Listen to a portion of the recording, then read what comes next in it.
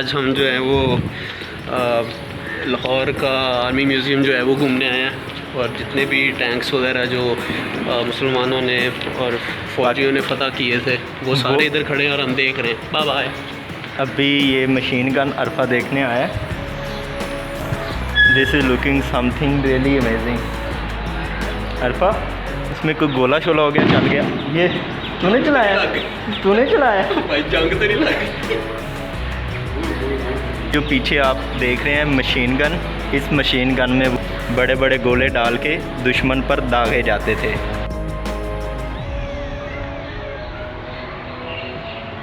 इसका स्ट्रक्चर देखें, इतना हैवी है, इतनी हैवी मेटल्स का बना हुआ है।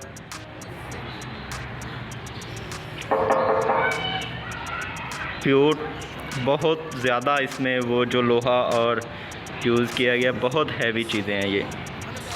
अगर ये किसी के ऊपर गिरती हैं, फुल मेटल है और इससे निकलने वाले गोले की आप पावर का अंदाज़ा लगा सकते हैं। जैसे ही म्यूज़ियम में एंटर होते हैं, 1947 से लेकर आज तक जितने भी पाकिस्तान के जनरल्स गुजरे हैं के इंट्रोडक्शन के साथ उनकी तस्वीर दीवार पर आवेज़ा की गई हैं।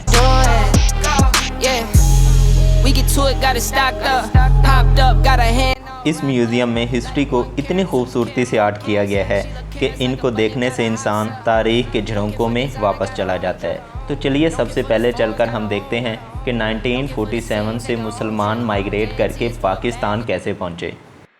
1947 में मुस्लिम मुहाजिरीन ने पाकिस्तान हिजरत के लिए मुख्तलिफ़ ज़राए जैसा कि पैदल काफ़िले, बैलगाड़ियाँ, रेलगाड़ियाँ और हवाई जहाज़ इस्तेमाल किए। इब्तदाई तौर पर रेलगाड़ी को भारत से पाकिस्तान आने के लिए कम ख़तरनाक तस्वुर किया गया, लेकिन तारीख़ की इस सबसे बड़ी हिजरत को भारतीय सिखों और हिंदुओं ने मंसूबाबंदी से मुसलमानों के ख़िलाफ़ इस्तेमाल किया। नतीजतन पाकिस्तान आने वाली रेलगाड़ियों पर मुनज़्ज़म हमले भी किए, जिसके नतीजे में बड़ी तादाद में मुसलमानों को ज़िबा और बेईमाना तरीके से कत्ल किया गया।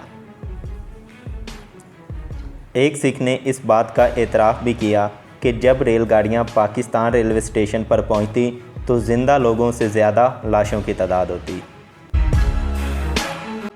इनमें से बहुत सी लाशों को लाहौर रेलवे स्टेशन के सामने इज्तिमाई कब्रों में दफन किया गया।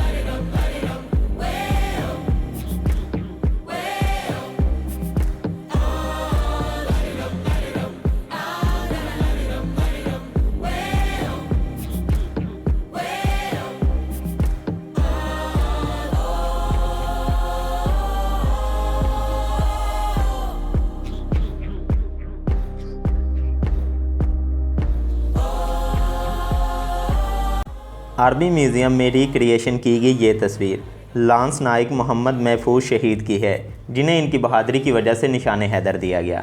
तो चलिए चलकर कौम के इस बेटे की तारीख़ के बारे में जानते हैं। लांस नाइक मोहम्मद महफूज शहीद का तल्लुक़ 15 पंजाब रेजिमेंट की अल्फ़ा कंपनी से था और वाघा अटारी सेक्टर में दुश्मन से कब्ज़े में लिए गए इलाके के दिफा पर मामूर थे।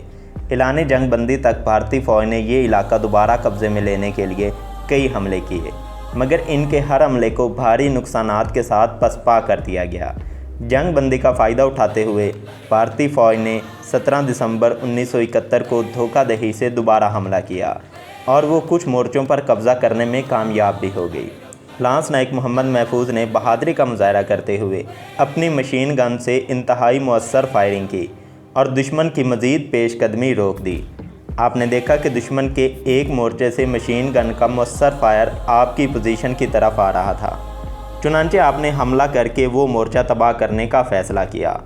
दुश्मन के मोर्चे की तरफ पेशकदमी के दौरान भारतीय तोपखाने की बमबारी से आप शदीद ज़ख्मी हो गए और आपकी मशीन गन नाकारा हो गई।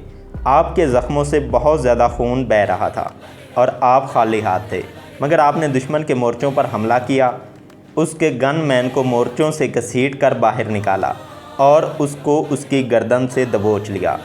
कई भारतीय फौजी एक साथ आप पर झपट पड़े और उन्होंने कई हमले किए, मगर आपने गनमैन की गर्दन ना छोड़ी और उसे जहन्नम वासिल कर दिया। बादशाह आपने जाम शहादत नोश किया। भारतीय कमांडिंग ऑफिसर ने लांस नाइक मोहम्मद महजूज़ की बहादुरी को खराजे तहसीन पेश करते हुए ये कहा, मैंने अपनी ज़िंदगी में इस तरह का बहादुर जवान कभी नहीं देखा।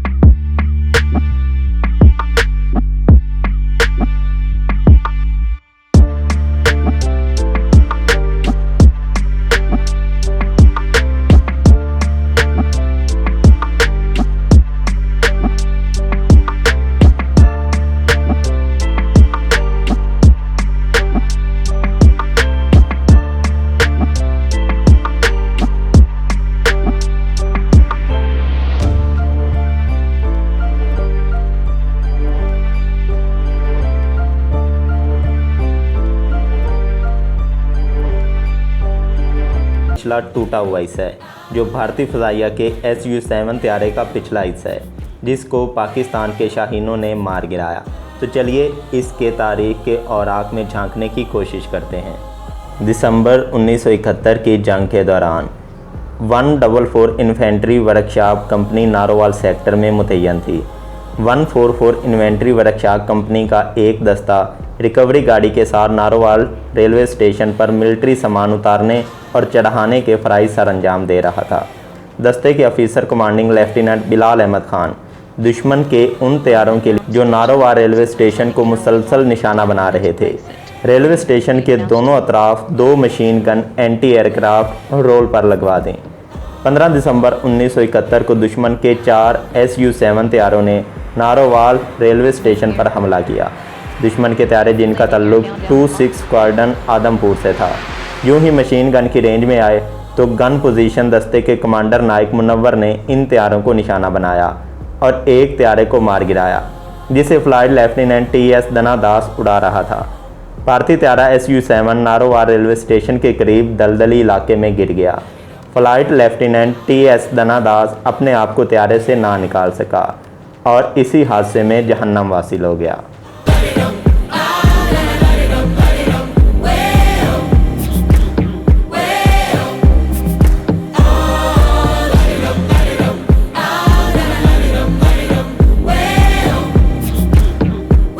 पाक धरती के रखवालों की बहादुरी के इतने कारनामे हैं कि अगर मैं बताने बैठ जाऊं तो शायद कई साल बीत जाएं।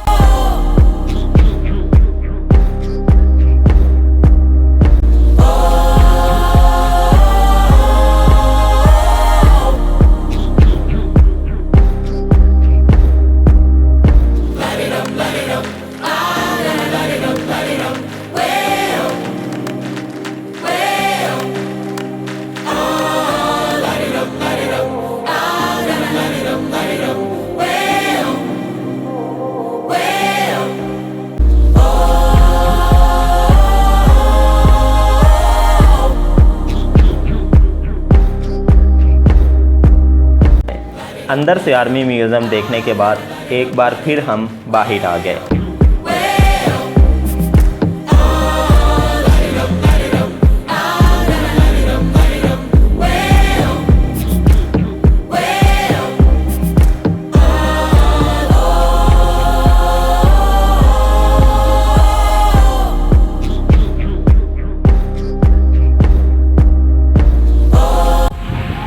अभी जो मेरे पीछे आप हेलीकॉप्टर देख रहे हैं, एक जगह से दूसरी जगह ले जाने के लिए ये वाले हेलीकॉप्टर इस्तेमाल किए जाते हैं आर्मी की तरफ से।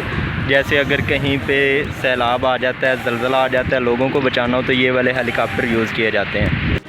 अभी जो आप मेरे पीछे टैंक्स देख रहे हैं, इस रो में वो पीछे तक और इस साइड पे भी, ये तकरीबन 10 से 12 टैंक्स हैं जो इस साइड पे खड़े हुए हैं। पहले जो आपको पीछे दिखाए थे वो इससे अलहदा टैंक्स हैं।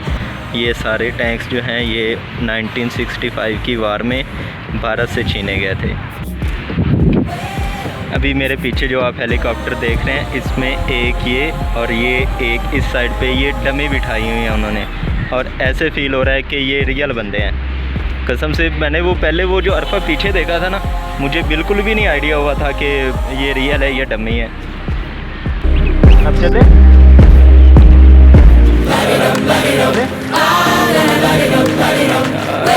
बंदा थक गया इसलिए इसमें अब बोलने की ताकत नहीं रही, तो बहुत भूख लग रही है, चल चले। मुझे आपसे ज़्यादा लग रही है। तो आज का व्लॉग यहीं पे करते हैं एंड। ठीक है, कर दो एंड। मोटू